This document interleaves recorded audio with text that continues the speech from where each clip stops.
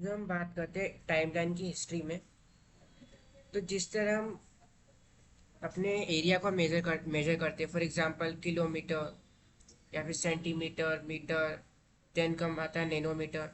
तो उसी तरह हम टाइमलाइन को भी मेजर करते हैं। अब टाइमलाइन में प्रॉब्लम है कि टाइमलाइन में फॉर एग्जांपल आपने ये नंबर एक डेट लेते हैं हम 1/10/2025 की।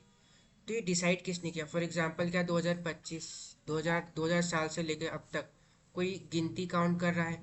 क्यों साल में 365 दिन ही होते, 365 दिन होते हैं, 365 डेज होते हैं? क्यों 12 महीने होते हैं? हम इनको अक्टूबर, नवंबर, दिसंबर ही क्यों बुलाते हैं?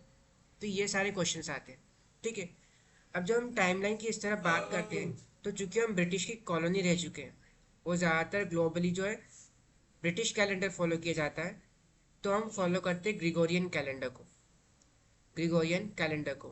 तो जो ग्रिगोरियन कैलेंडर है, ये एक प्रीस्ट मतलब एक फादर थे, क्रिश्चियन फादर।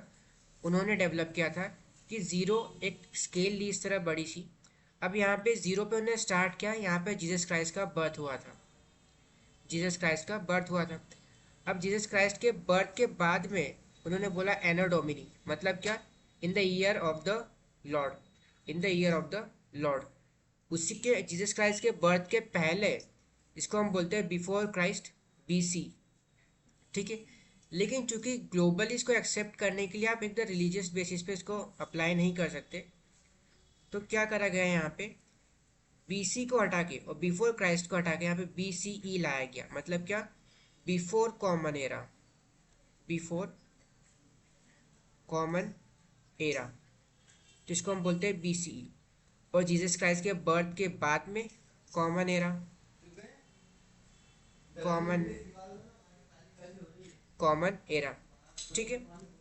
अब जब भी हम टाइम की बात करते हैं यहाँ पे, और जब हम एंशियंट हिस्ट्री स्पेशली पढ़ते हैं, तो जब भी हम रिवर्स में बात करते हैं, रिवर्स से मतलब क्या?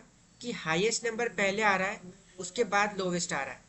तो हम पास्ट में जीसस क्राइस्ट के बर्थ के पहले की बात कर रहे हैं, बीसीई की बात कर रहे हैं, बिफोर कॉमन एरा की।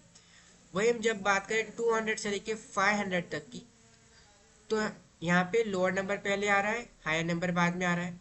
तो हम इसको बोलते हैं कॉमन एरा, मतलब एनो डोमिनी की बात कर रहे हैं। ठीक है।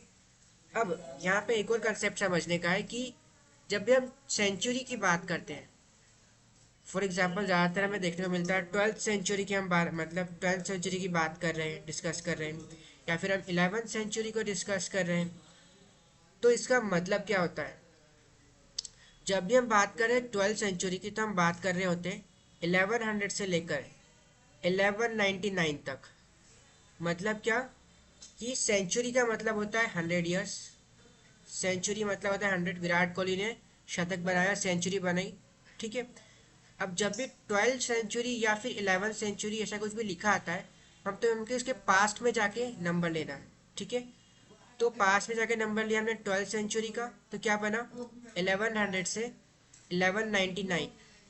ठीक है। अब सेम हमने 11th सेंचुरी का पास्ट में लिया, तो क्या बनेगा?